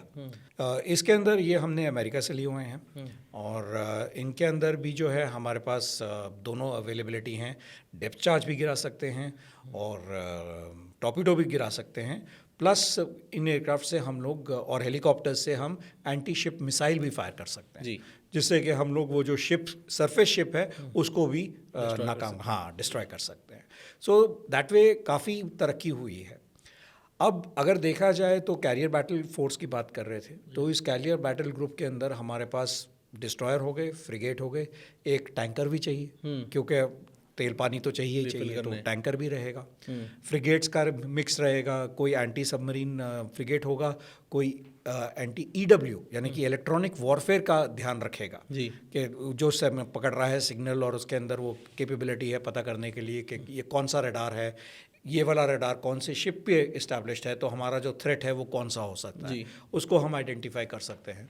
फिर हमारे पास है कैरियर तो है ही, जिसके अंदर हेलीकॉप्टर्स भी हैं और फाइटर भी हैं, और हमारे पास LRMP यानी कि long range maritime petrol aircraft हैं, जो कि 1000 किलोमीटर 1000 नॉटिकल माइल तक आ सकते हैं। फिर हमारे पास हैं डॉर्नियर, जो कि शॉर्ट रेंज है, यानी कि 400 मील तक मैक्सिमम। और हमारे पास फिर छोटे मोटे हैं एयरक्राफ्ट, जिस तरीके से हमने शिप्स का देखा था, उसी तरीके से हमारा एयरक्राफ्ट का भी होता है कि कुछ शोर के पास, कुछ शोर से ज़्यादा दूर और बहुत दूर। तो इसी हिसाब से हम लोग ने सेम लॉजिक से एयरक्राफ्ट भी रखे हुए हैं। 1947 से लेके आज तक किस किस तरह के कमाल के मिशन हमने किए, किन किन लड़ाइयों में क्या क्या कंट्रीब्यूशन, किस किस तरह से नेवी ने अपना रोल निभाया सर, उनको समझते हैं किस लड़ाई में क्या कंट्रीब्यूशन, किस स्ट्रेटजी पे हमने किया सर। अगर हम लड़ाइयों की बात करें तो सबसे ज़्यादा पहली जो लड़ाई थी जहाँ पे नेवी ने थोड़ा बहुत कुछ किया, वो था 1965। 47-48 में तो it was limited to Kashmir, क्योंकि जो भी था वो हथियाना Pakistan occupied Kashmir and Indian Kashmir का हिसाब का था, तो उसमें ज़्यादा कुछ नहीं था। लेकिन 65 के अंदर थोड़ा बहुत था, 65 के अंदर भी, लेकिन हमने बहुत ज़्यादा नहीं किया as far as offensive operations were concern. हम लोग ने ज़्यादा अपना देश की प्रोटेक्शन के लिए ब्लॉकेड किया हुआ था, क्योंकि उस टाइम भी हम लोग सीख रहे थे, हम लोग अभी अपनी नेवी बिल्डअप कर रहे थे, तो हमारे पास इतना कहते हैं ना कि वजूद नहीं था कि जाके लड़ाई पाकिस्तान के डोर स्टेप तक लेके जाए। लेकिन ये हमने बदला था 1971 की वॉर में, क्योंकि 1971 की वॉर तक हमारे पास अगेन सोवियत यूनियन के साथ हमारा टांका बांका अच्छा था। उन्होंने हमें OSAM करके मिसाइल बोट्स दी थी। अब ये पूरे विश्व में, अब ये देखिए कि कैसे आदमी की सोच एक छोटी सी चीज़ को कितना बड़ा हथियार बना सकती है। जी सर। हमारे पास बड़े शिप्स थे, लेकिन उन शिप्स के पास सिर्फ तोपें थी। ये 1971 की लड़ाई में हो रहा है। ये 1971 की लड़ाई में हो रहा है कि आपके पास बड़ी बड़ी शिप्स हैं, लेकिन उन शिप्स के ऊपर तोपें हैं, मिसाइल्स नहीं हैं। आपके पास मिसाइल्स हैं, लेकिन वो शिप्स छोटी हैं, जो कि आपके पूरे विश्व में वो यूज़ की जा रही हैं हार्बर डिफेंस के लिए। मतलब कि अगर मैं बॉम्बे हार्बर को प्रोटेक्ट करना चाह रहा हूँ तो मैं उनको यूज़ कर रहा हूँ। लेकिन हमने क्या किया, हमने दिमाग लगाया। हमने क्या दिमाग लगाया, बड़ी शिप ने छोटी शिप को टो किया और हमारी मिसाइल बोट्स को टो करते हुए बड़ी शिप्स पाकिस्तान के पास लेके गई। क्योंकि छोटी शिप थी, रेंज छोटी है, तेल पानी कम है, तो इसलिए पाकिस्तान तक टो लेकर के गई और फिर उनको छोड़ दिया गया। और 4 दिसंबर को कराची में हमने आग लगा दी। जी। और उसी चक्कर में हम लोग 4 दिसंबर को नेवी डे मनाते हैं। अच्छा। क्योंकि दैट वाज द डे जब हमारे मिसाइल बोट्स ने मिसाइल्स फायर करी। ऑपरेशन पाइथन, ऑपरेशन ट्राइडेंट, ये 2 थे, क्योंकि हमने कराची को एक बार नहीं 2 बार किया। और तो कहते हैं ना कि अगर हम किसी को तंग कर रहे हैं तो ऐसा तंग कर रहे थे कि पहले बार तो उसने जब हक बका गया कि ये यहाँ पर आके मिसाइल अटैक हुआ कैसे, और उसके इससे पहले कि वो उससे निकल पाता हमने एक सेकेंड अटैक भी कर दिया। जी। तो उस चक्कर में हमने उनकी काफ़ी बैंड बजाई, अगर मैं वो यूज़ कर सकूँ तो। बट यस, किसी ने पूरे यूनिवर्स में नहीं सोचा था कि ऐसा हो सकता है, लेकिन हमने कर दिखाया, क्योंकि we thought out of the box. Correct. तो out of the box thinking करके, बाहर का सोच के, एडिशनल सोच के हम उनको लेकर गए और हमने उनको तहस नहस कर दिया। पूरे कराची में आग लगी हुई थी, उनके पेट्रोल टैंक, बंकर वंकर सब जगह आग लगा दी थी। तो ये तो सबसे बड़ी सफलता थी हमारी, और उसी चक्कर में हमने 4 दिसंबर को, as I said, navy day इसीलिए कहा जाता है क्योंकि हमने उस दिन कराची में आग लगाई थी। अब 71 के बाद थोड़ी शांति रही काफ़ी देर तक। टेररिस्ट वाला अटैक था। पाकिस्तान ने एक बहुत फेमस वर्ड बोला था, ब्लीड इंडिया विद 1000 कट्स, यानी कि हम सिर्फ टेररिस्ट यूज़ करेंगे, जो आज तक वो यूज़ करते आ रहे हैं। और उन्होंने कहा कि हम इंडिया को 1000 कट से ब्लीड कर करके मारेंगे। तो वो चिटपुट होता रहा, जो भी होता रहा, लेकिन नेवी इसके अंदर भी लगी रही। कैसे? क्योंकि हमारे पास मार्कोस थे। जी। मार्कोस मतलब मैरीटाइम कमांडोज। जी। तो अगर आप कश्मीर में जाएं तो वहाँ पर एक इलाका है called Wular lake. Wular lake में इंडियन नेवी के मार्कोस की कैंप है। अच्छा। तो वो वहाँ पर पूरी पेट्रोलिंग करते हैं। अब उनके पास बोट्स हैं, उनके पास अंडर वाटर हथियार हैं, अंडर वाटर डिमोलिशंस हैं, सब कुछ है, और वो वहाँ प्रोटेक्शन प्रोवाइड कर रहे हैं, क्योंकि आर्मी के पास इतना नहीं है। जी। उनको इतना एक्सपीरियंस नहीं है कि पानी में कैसे जाएं। और हमारे मार्कोस सिर्फ मिलिट्री काम नहीं करते, वो सर्च एंड रेस्क्यू भी करते हैं। कि अगर कभी आपने देखा होगा कि अभी माइंस के अंदर पानी भर गया था, जी, वाइजैक के पास हो गए थे, तो हमारी टीम्स गई वहाँ पर। बाढ़ आती है, हमारी टीम्स जाती हैं, गोताखोर जाते हैं वहाँ पे, डाइवर्स जाते हैं, उनको बचाते हैं। तो लेकिन लड़ाई के मामले में भी हम पीछे नहीं हटे, वहाँ पर भी गए। श्रीलंका में LTT के अगेंस्ट काफ़ी काम किया हमने, क्योंकि उस वक्त राजीव गांधी ने इंडियन पीस कीपिंग फोर्स का प्रॉमिस किया, उसको भेजा गया। तो हमारी जो शिप्स थीं वो वहाँ जाती थीं, लुक आफ्टर करती थीं। कई नेवल अधिकारियों को, मेरी फैमिली को भी आया था थ्रेट LTT वालों के, हमें पता है तुम्हारी फैमिली कहाँ रहती है, तुम यहाँ मत आओ, नहीं तो हम उनको कर देंगे। लेकिन अब हम तो लगे रहे, हम सब क्या। तो वहाँ पर कोलंबो के आसपास तो नहीं, लेकिन जाफना, बट्टिकलोआ, ट्रिंकोमली, ये पूरा इलाका जो है भारतीय नौसेना ने संभाला हुआ था। वहाँ पर भी उन्होंने बहुत ऑपरेशंस किए। इनफैक्ट हमारे को एक महावीर चक्र भी मिला वहाँ पर। कमांडर अरविंद सिंह, जो कि रिटायर हुए एज अ कॉमोडोर, मार्कोस थे वो भी, उनको वो एक एक्सपीडिशन। एग्जैक्टली मुझे बताइए कि उनके मिशन में क्या था और किस वजह से उन्हें परमवीर नहीं, महावीर चक्र मिला था उनको। लेकिन मैं सिर्फ क्लासिफाइड इन्फॉर्मेशन तो ये होती ही है, क्योंकि एग्जैक्ट डिटेल्स सबको पता नहीं चलते। लेकिन मैं आपको इतना कह सकता हूँ कि वो जाफना के पानी के जंग रास्ते से होते हुए गए थे, और उन्होंने कई लोगों को वहाँ से निकाला था। अब वो हम छोड़ देते हैं कि कौन कौन थे, क्या थे, ऑल दैट। लेकिन वो उन्होंने वहाँ उनको निकाला था, और उनको गोली भी लगी थी, और उनके साथ सारे मार्कोस थे जिन्होंने हेल्प किया था। तो काफ़ी लोगों को फिर, और जाफना से वहाँ से निकाल के, क्योंकि शिप एक ही गहराई तक जा सकती है, उसके आगे तो छोटी बोट्स हैं, जेमिनीज हैं, स्पीड बोट्स हैं, रिब्स हैं, वो जा सकते हैं। तो वो लेकर गए और उनको एक्सट्रैक्ट किया वहाँ से। तो वो उनको महावीर चक्र मिला था वहाँ पर। और फिर उसके बाद अगर आप देखा जाए तो फिर कारगिल की वॉर हुई थी। जी हाँ, अब देखिए कि टेक्नोलॉजी की आधुनिकता ने किस तरीके से भारत का साथ दिया। नेवी ने गन स्पॉटिंग रेडार्स फाइंड किए। अब ये देखिए कि लड़ाई हो रही है लद्दाख में, कारगिल में, श्रीनगर के आसपास, जहाँ पे पहाड़ हैं, लेकिन नेवी के हवाई जहाज़ उड़ रहे थे वहाँ पर। और क्योंकि हमारे पास वो क्षमता थी जो हम लोग सूंघ सकते थे, और जो हम लोग पता कर सकते थे कि कौन सी फ्रीक्वेंसी, कौन सा रेडार किस जगह पे लगा हुआ है। तो हम लोग वहाँ पे पेट्रोल उड़ते थे, फ्लाई करते थे। तो और फिर हम, it was a coordinated this thing. तो हम आर्मी वालों को बोलते थे, फिर आर्मी वाले हिलते थे, तो वहाँ से फिर गन्स फायर करनी शुरू होती थी, और हम लोग हवा में उनका नाप ले लेते थे। अच्छा। फिर उसको ट्रायंगुलेट करते थे और हमें पोजीशन मिल जाती थी, और उसी टाइम रियल टाइम में हम लोग वो इन्फॉर्मेशन दे देते थे आर्मी वालों को, और आर्मी वाले फिर वहाँ पे अब उनको टारगेट मिल गया था कि भैया फलानी जगह पे अटैक करना है।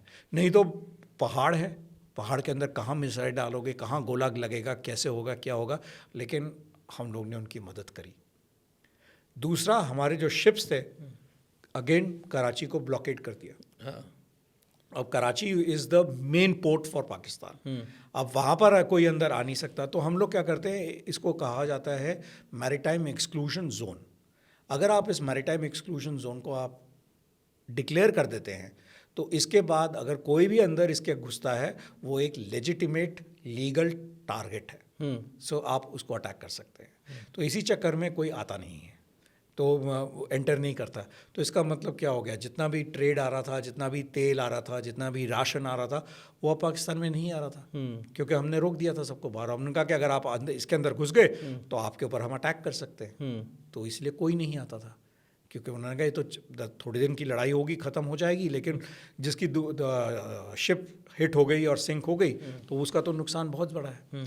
तो कारगिल में हमारी नेवी ने, और हम लोग क्या करते थे कि अब 71 में तो हमने ईस्टर्न नेवल कमांड को अलग रखा, वेस्टर्न नेवल कमांड को अलग रखा, क्योंकि उस वक्त ईस्ट पाकिस्तान था जी। तो बांग्लादेश के लिए भी हमारे को युद्ध पोत चाहिए थे, और वहाँ पर भी हमारे को नेवी की रिक्वायरमेंट थी। तो हम, लेकिन अब तो बांग्लादेश बन चुका था कारगिल के टाइम, तो जितने भी हमारे बड़े बड़े जहाज़ थे वो भी ईस्ट नेवल कमांड से वेस्ट नेवल कमांड आ गए। तो आप ये सोचिए कि जहाँ पर पहले सपोज 100 शिप्स थी, अब वहाँ पे 200 शिप्स खड़ी हैं। तो अब आप सोच लीजिए कि किसी की हिम्मत होगी आने की, क्या नहीं हो सकती। ये तो हमने कारगिल के अंदर भी काम किया। अब उसके बाद अगर आपको याद हो, सोमालिया बहुत बेचारा बदनाम हुआ क्योंकि पायरेट्स आ गए वहाँ जी। अब पायरेसी के चक्कर में पूरे विश्व की हालत ख़राब थी, क्योंकि ये पूरा जो इलाका था वहाँ पर ये लोग अटैक करते थे, उठा के ले जाते थे बंदों को। ये भी वेल ट्रेंड होते थे सर? हाँ जी, ये वेल ट्रेंड होते थे। Well trained, absolutely well trained. अब वेल ट्रेंड का मतलब, अगर आप किसी को बंदूक दिखा दोगे तो वो तो बंदा वैसे ही बैठ जाएगा, क्योंकि भैया आपने बंदूक आई है तो आती होगी चलानी, अगर चला दिया मेरे तो मैं तो मर गया। तो वो हाथ खड़े कर देते थे, तो वो ये सारी शिप की शिप ले जाते थे पूरी की पूरी। अब शिप के अंदर सामान क्या है, वो कितना है, इंश्योरेंस पैसा, रैंसम हो जाती थी, जैसे किडनैपिंग होती है। तो ये लेकिन समुंदर पे हो रहा था, इसलिए सी पायरेट्स थे। तो उठा के ले गए, किडनैप करके ले गए, बंदों को वहाँ पे रखा, आपकी गवर्नमेंट ने पैसे दिए तो ये फ्री हो गए। तो वहाँ सामान भी छूटा और आदमी भी छूटा। शिप छूटे ना छूटे वो भी अलग बात है, लेकिन क्योंकि उसके अलग पैसे होते थे। तो उन लोगों ने तो कई मिलियन डॉलर कमाए थे इस चक्कर में। तो अब इसका जो इफेक्ट होता है, वो जो इफेक्ट है वो बहुत it's a one after the other event, it's a checker board. अब उसमें क्या होता है कि आपका इंश्योरेंस का प्राइस बढ़ जाएगा, क्योंकि सब लोग कहेंगे कि यहाँ पर तो ज़्यादा खतरा है तो हम ज़्यादा पैसा चाहिए। आपका अगर माल इन्होंने लूट लिया तो आपको छुड़ाने के लिए पैसे देने पड़ेंगे। तो वो पैसा कौन देगा? कस्टमर देगा, आप और मैं। तो हमारे लिए भी महंगाई बढ़ती जा रही थी। और अब देखा जाए तो सुएज कैनाल से अगर आ रहे हैं और यहाँ से निकल रहे हैं तो ये तो सबसे छोटा रास्ता है, नहीं तो पूरा अफ्रीका घूम के आना पड़ता था जी। तो जिस बंदे को थोड़ा सा ठीक है टाइम ले सकता हूँ मैं, वो 20 दिन एक्स्ट्रा सेल करके, लेकिन उसकी भी ऑपरेटिंग कॉस्ट बढ़ गई। तो इस चक्कर से काफ़ी लोग परेशान थे। तो हम यूनाइटेड नेशंस की तरफ से और यूनाइटेड स्टेट्स के साथ एक उन्होंने शिप्स का प्रोग्राम बनाया और सब लोग गए, लेकिन हमने कहा कि ये हमारा इलाका है, हम अकेले करेंगे।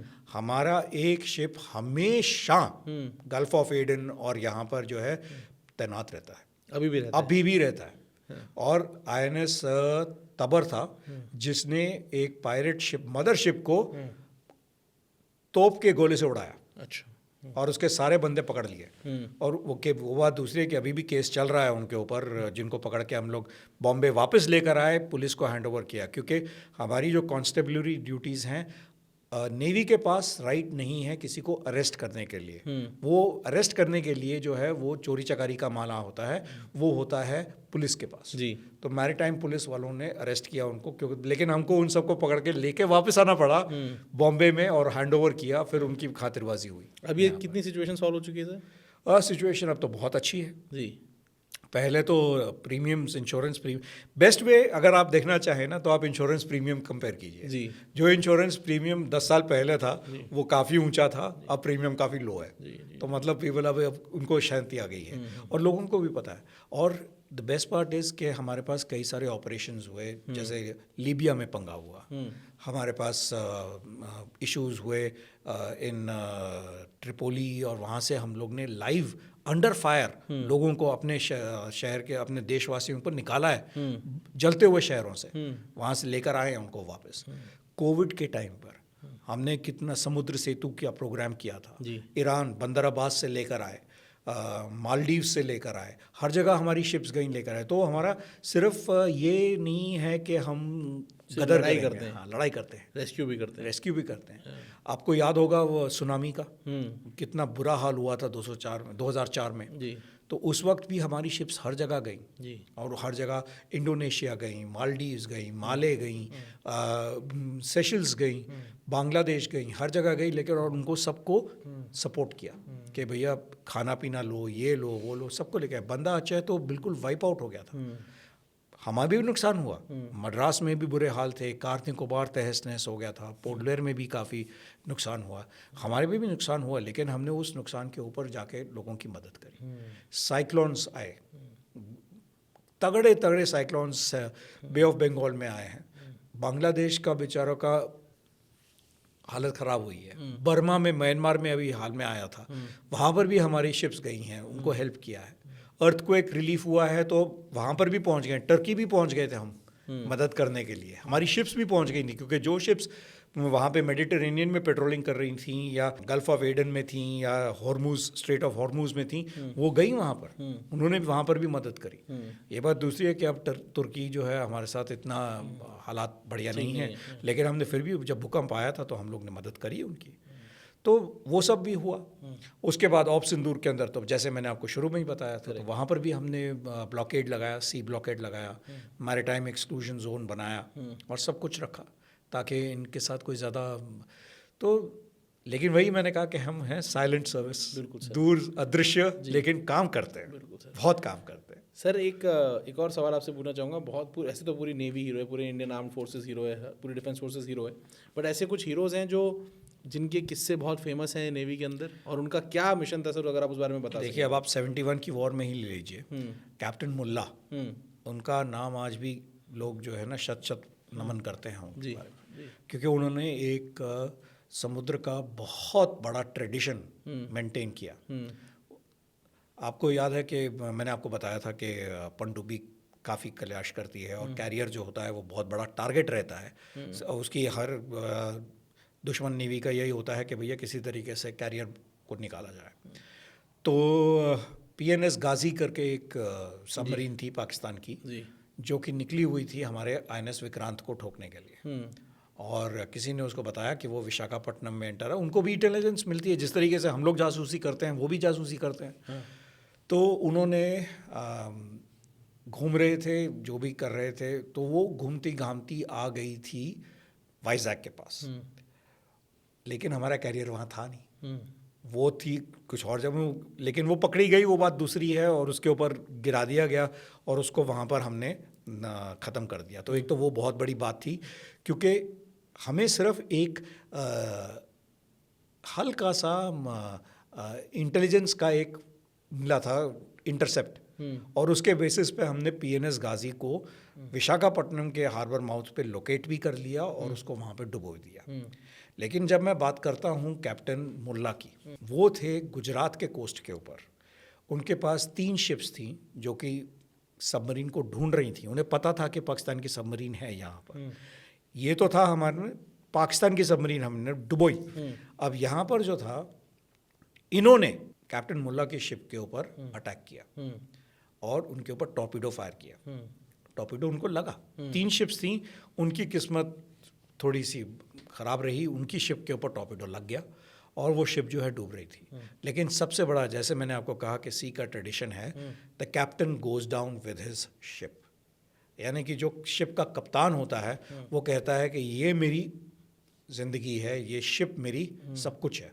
अगर उसने सबको बचा लिया है वहाँ पे, सबको सब बचा। निकल गए। आप मानेंगे नहीं कि जब अबैंडन शिप का ऑर्डर दिया गया, उन्होंने खुद किया और खुद अपनी सीट पे बैठ के सिगारेट फूकते रहे, कहते कि नहीं मैं नहीं जाऊँगा। उन्होंने अपनी लाइफ जैकेट एक दूसरे नौसैनिक को दे दी जो यंगस्टर था, उसको बोला कि तुम जाओ अपनी जान अगर बचाओ। सब कुछ बचा लिया गया, ऐसा सब कुछ बचा लिया गया, अब शिप ही एक लॉस है, वो शिप डूबेगा तो कैप्टन डूबेगा उसके साथ सर। यही मैं कह रहा हूँ कि ये ट्रेडिशन हुआ करता था, जी लेकिन अब हम यही कहते हैं, एयरफोर्स में भी यही कहते हैं, अगर एयरक्राफ्ट जा रहा है जाए, पायलट को बचाओ, क्योंकि उसके ऊपर आपने इतना पैसा खर्च किया है। जी तो लॉजिकली अगर आप देखा जाए, अगर आप दिमाग से सोच रहे हैं तो आप यही कहेंगे कि शिप को जाने दो, कैप्टन का जो एक्सपीरियंस है 30 साल का 25 साल का एक्सपीरियंस है उसको बचाओ। लेकिन अगर आप दिल से सोचते हैं तो बात दूसरी हो जाती है। तो फिर कैप्टन मुल्ला ने बिल्कुल 1971 में आईएनएस खोखरी पे ये दिखाया और he went down with the ship. अपनी लाइफ जैकेट एक बंदे को दे दी, यंगस्टर को, जिसके पास लाइफ जैकेट नहीं सिगार पीते हुए। अब देखो, और इसलिए वो आज हमारे सबके बड़े हीरो हैं। क्या हमारे कहते हैं ना कि जो हमारे सिद्धांत हैं, जो हमारी थॉट प्रोसेस है, वो ये नहीं कहती कि सिर्फ लड़ाई करो, वो ये कहती है कि अगर आपके अंदर तहजीब है, आपके अंदर कुछ रूल्स है, ऑनर कोड है, उसको भी बरकरार रखो। तो वो जो टीचिंग्स हैं, वो जो हैं, वो हमारे कूट कूट के भरी हुई हैं लोगों में। इसीलिए अगर आप United Nations peace keeping force भी देखें, आज के ज़माने में भी सारी कंट्रीज़ कहते हैं कि अगर इंडियन कंटिजेंट आ जाए बहुत बढ़िया। आप हमारे को भारतीय सेना, नौसेना, भारतीय हवाई सेना के जवान भेजिए, हेलीकॉप्टर्स भेजिए, कॉन्गो में हम जाते हैं, they are so happy with us. कहते हैं कि ये कोई बदमाशी नहीं, कोई कुछ नहीं, काम से काम रखते हैं, लेकिन मौका पड़ने के ऊपर फटाक से पहुंच जाते हैं मदद करने के लिए। तो वो हमारे कहते हैं ना खून में वो बात है। तो वो खासियत है हमारे भारतीय नौसेना की, थल सेना की और एयरफोर्स की, कि we fight with honour. Sir और कोई कहानी किसी हीरो की जो आपको ध्यान आती हो?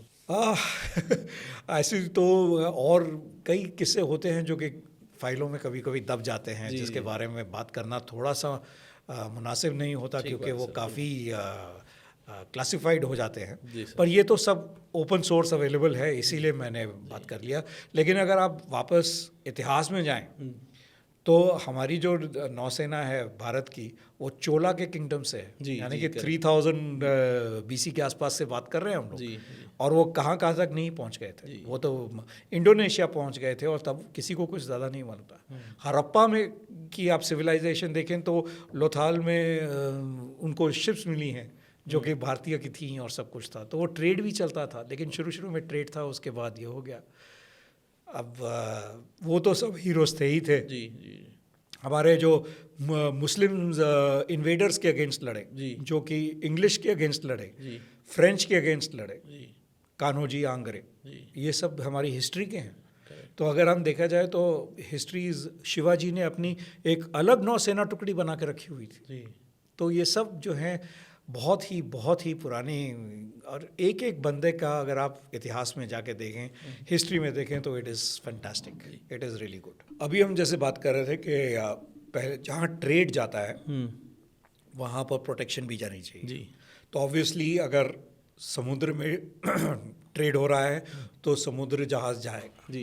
तो इसको हम लोग कहते हैं स्लॉक्स, सी लेन्स ऑफ कम्युनिकेशन, SLOC। इसके अंदर जो होता है ना, सारे के सारे ये सबसे छोटा रास्ता रहेगा, सबसे सेफ रास्ता रहेगा।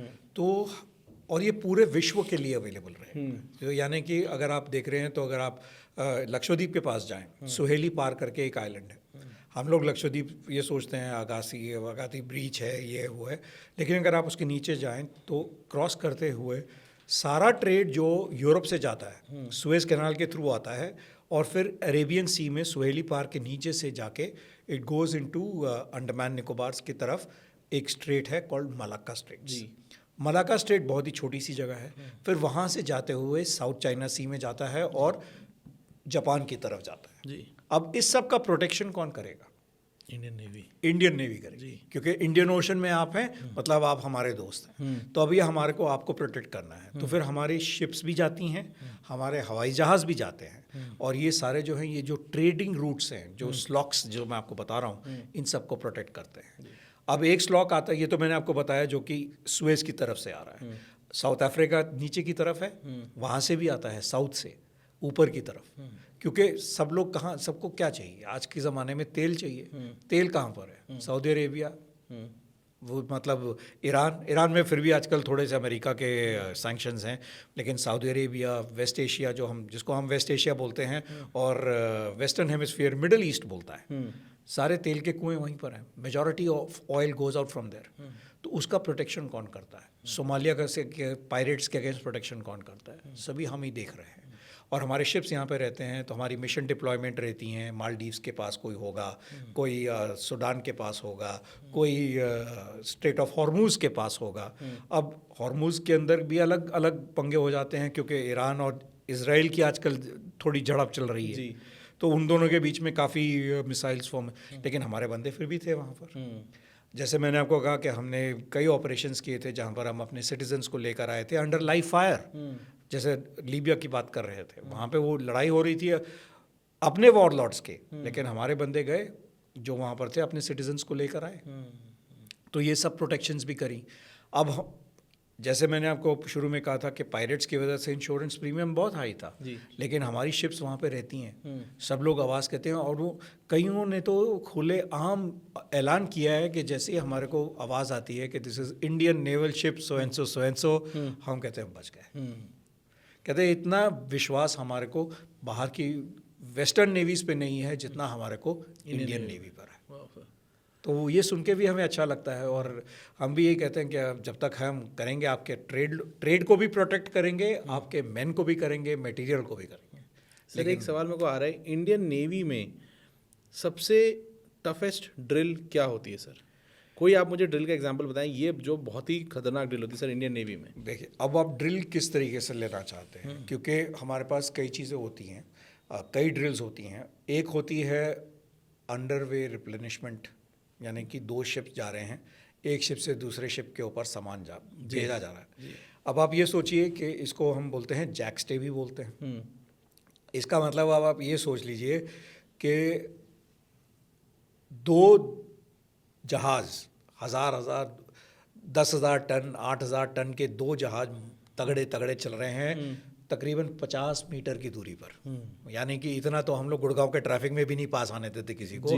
2 ट्रक इतने पास चल रहे हैं, आप ये सोच लीजिए कि 2 जहाज़ 8,000 टन के साथ साथ जा रहे हैं। 50 मीटर की दूरी, बस 50 मीटर की दूरी है, उससे भी कम हो जाती है कभी कभी। 120 तक आ जाते हैं हम लोग, 120 फुट तक आ जाते हैं।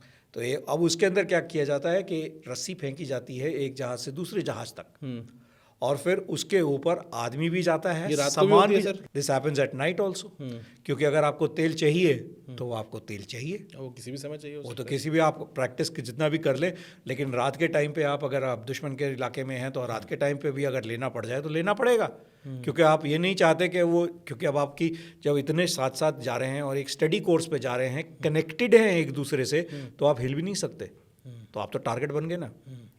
तो उस चक्कर में underway replenishment is a big evolution.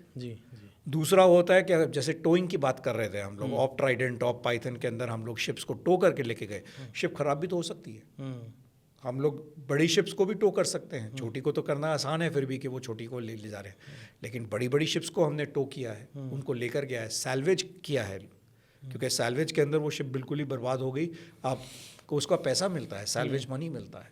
लेकिन मेन चीज़ ये होती है कि समुद्र का एक अनरिटन रूल है कि no man will be left behind. अगर समुद्र में, चाहे वो आपका दुश्मन हो या चाहे आपका दोस्त हो या नॉन अलाइंड हो, कोई भी हो, अगर उसको मुसीबत में है, आप उसकी मदद करोगे।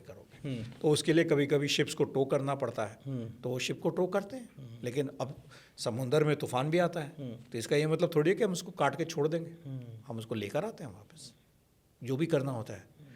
अगर आप सबमरीन्स की बात करें, उनका सबसे बड़ा तो यही कष्ट होता है कि उन्होंने ज़िंदगी बेचारी काफ़ी टफ है, क्योंकि उनका तो day to day life is very difficult. तो वो तो हर ड्रिल उनकी वो है, और हर ड्रिल जो है लाइफ और डेथ ड्रिल है, क्योंकि अगर एक भी चीज़ गलत हो गई, पानी के नीचे 400 मीटर 500 मीटर अगर आपने कुछ गड़बड़ कर दिया, ख़त्म है। आप पता ही नहीं चलेगा लोगों को कि आप कहाँ गए। इतिहास गवाह है कि जैसे रशियन पनडुब्बी थी एक, उसके अंदर कुछ लीकेज हुई, कुछ हुआ, सब स्मोक बढ़ गया, उनका ऑक्सीजन हो गया और कुर्स्क करके नाम था उस सबमरीन का, पूरी की पूरी डूब गई, उसको निकाल भी नहीं पाए। तो हर एक ड्रिल जो है इम्पोर्टेंट हो जाता है। अब जैसे हवाई जहाज़ में थे, मैं IL-38 में था, हम लोग जब जाते थे, हम लोग अगर अब एयरक्राफ्ट से बॉम्ब गिरा रहे हैं या कोई टॉर्पेडो गिरा रहे हैं, अगर हमने थोड़ी सी भी कोई चूक कर दी और वो अगर वहीं पर फट गया तो मतलब जहाज़ तो गया। क्लोज फॉर्मेशन कर रहे हैं आप, अगर आप क्लोज फॉर्मेशन में फ्लाई कर रहे हैं, थोड़ी सी भी चूक हुई टकरा सकते हो। सर कभी आपको इजेक्ट करना पड़ जाए रात के समय में पानी में? किया है लोगों ने, किया है लोगों ने। अब मैं आपको एक, और कहाँ गिरेंगे सर कुछ? मैं आपको एक बड़ा दिलचस्प एक सुनाता हूँ कि क्या है। हमारे एक ऑफिसर थे पीटर डेब्रास जी, वो एक कैरियर बोर्न एयरक्राफ्ट के पायलट थे। He retired as a rear admiral, पर जब वो यंगस्टर थे तो विक्रांत और विराट से टेक ऑफ किया इन्होंने और इनका इंजन फ्लेम आउट हो गया। ये सबसे मुश्किल काम होते हैं क्योंकि आप वैसे ही जब टेक ऑफ कर रहे हैं, आपके एयरक्राफ्ट कैरियर से तो आपके पास स्पीड नहीं है। इन्होंने जैसे ही टेक ऑफ किया, उनका इंजन फेल हो गया उसी वक्त, और जो एयरक्राफ्ट था धड़ से पानी में गिर गया। जहाँ पे वो गिरा था उसके ऊपर से शिप, कुछ और कर ही नहीं सकते थे उससे, और शिप निकल गई उसके ऊपर से। He literally got run over by ship. अब सड़क के ऊपर तो आपको दिखता है, यहाँ पे तो कुछ आपको दिखाई नहीं है। उन्होंने यही देखा कि ये जहाज़ ऊपर गया और धाड़ से नीचे गिरा, लेकिन शिप का तो मोमेंटम था ही और शिप उसके ऊपर चली गई। अब पीटर डेब्रास की आप दिमाग सोचिए, रात का टाइम है, टेक ऑफ हुए हैं, इंजन फेल हुआ है, he has fallen into the water और उसके ऊपर से पूरा का पूरा कैरियर जा रहा है जी। तो आप ये सोचिए कि उनका क्या होगा। अब उन्होंने कहा कि मैं निकलूँ तो निकलूँ कैसे, लेकिन अगर वो उसी टाइम अगर निकल जाते तो क्या होता, ऊपर से शिप जा रहा था ना। प्रेजेंस ऑफ माइंड सोचिए कि ही रियलाइज के ऊपर से शिप जा रहा है। उन्होंने नहीं कुछ किया और काउंट किया, अपने सांस रोक के जो भी करके उन्होंने काउंट किया कि ये मेरी 200 मीटर 250 मीटर की लंबी शिप है, ये इतना स्पीड कर रही थी, तो मतलब इसको मेरे को शिप को क्रॉस करने के लिए it will take 25 seconds. 25 second उन्होंने अपनी सांस रोकी और उसके बाद इजेक्शन हैंडल दबा दिया, पुच करके बाहर निकले। और जब वो निकले तो वो शिप के पीछे निकले और सबने सोचा कि ये तो गया, लेकिन उन्होंने अपना दिमाग लगाया, प्रेजेंस ऑफ माइंड लगाई, and he ejected after he had calculated कि कितना टाइम लगेगा शिप को निकलने के लिए। उनको रिकवर इजेक्ट करने के बाद उन्होंने क्या किया होगा? इजेक्ट करने के बाद वो समुद्र की, अब तो पानी के अंदर घुस चुके थे ना वो, तो लेकिन ये भी तो देखिए ना क्या दिमाग लगाया उन्होंने। कैनोपी खोलने की कोशिश नहीं करी, उन्होंने सीधा इजेक्शन किया, क्योंकि इजेक्शन के साथ, क्योंकि पानी का प्रेशर काफ़ी बढ़ता है जी, दबाव ऊपर से बढ़ रहा है, तो उसको ब्रेक करने के लिए ही फायर्ड इज इजेक्शन सीट। तो इजेक्शन सीट से निकले बाहर, ठक कैनोपी तोड़ते हुए बाहर आ गए। अगर हिलाने की कोशिश करते तो ना कर पाते शायद। So he came out and then he popped up to the surface, क्योंकि हमारे पास लाइफ जैकेट्स होती हैं जिनका नाम है मे वेस्ट जी। एक बहुत मशहूर वेस्ट अमेरिकन एक्ट्रेस थी, उनके नाम पे मे वेस्ट नाम रखा गया है, और उसके अंदर ऑटोमेटिकली वो इन्फ्लेट हो जाती हैं। तो एक बोलते हैं तो उसके अंदर एक CO2 कार्ट्रिज होता है, तो वो कार्ट्रिज करता है और वो आपको ऊपर ले आता है। तो फ्लोट करते करते वो ऊपर आ गए और उनको रिकवर कर लिया गया। एक मेरे दोस्त हैं जो अभी INS हंसा कमांड कर रहे हैं, उनके तो 2 या 3 इजेक्शन हो चुके हैं और हमेशा कैरियर से ही हुए हैं, क्योंकि वो आता था धड़ा से। कुछ एयरक्राफ्ट सी हैरियर है, सी हैरियर अभी अब तो नहीं है हमारी इन्वेंट्री में, क्योंकि वो थोड़ा पुराना हो गया है, लेकिन उस टाइम जब वो उड़ा रहे थे, commodore Shiraz Azad, he was flying and he had to eject, he ejected twice अपनी जिंदगी away from the ship, away from the ship, but he was recovered. क्योंकि हमारा क्या होता है कि अब आदमी का, एज आई टोल्ड यू, कि हम लोग अहमियत रखते हैं कि इस इंसान पर आपने इतना स्पेंड किया है, इस इंसान पर आपने इतना पैसा इन्वेस्ट किया है गवर्नमेंट ने पायलट बनाने में, ट्रेन करने में। अब जो सिविल पायलट्स होते हैं उनकी लाइफ अलग होती है, उनका तो है A से B जाना, B से C जाना, C से वापस A आना, लेकिन हमें तो हर चीज़ के लिए तैयार रहना पड़ता है। तो उसके लिए आपकी ट्रेनिंग बिल्कुल ही अलग होती है। आप मैनुअली फ्लाई कर रहे हो, ऑटो पायलट कर रहे हो, जैसे भी कर रहे हो, life is totally different, pressures are also different. तो अगर आपने इतना ज़्यादा इन्वेस्ट किया है एक इंसान में, इतना ज़्यादा उसकी पूरी कहते हैं ना ट्रेनिंग में, तो उसको लूज़ तो नहीं कर सकते। तो हमारा हमेशा एक रेस्क्यू डिस्ट्रॉयर होता है जो कि पीछे पीछे लगा रहता है कैरियर के, उसके साथ ही रहता है 200 मीटर 300 मीटर की दूरी पे कि अगर बाई चांस कुछ खुदा ना खासा कुछ हुआ फटाक से जाके बंदे को उठा लेंगे। हेलीकॉप्टर होता है SAR helicopter, search and rescue helicopter, वो भी लिटरली इंजन ऑन करके वेट करता रहता है जब तक फ्लाई नहीं होती रहती कि अगर खुदा ना खास्ता कुछ हो गया खट से टेक ऑफ करेगा और जाके उसको पिकअप कर लेगा। तो ये सारी प्रिकॉशंस हम लेते हैं, बट ड्रिल्स हैं।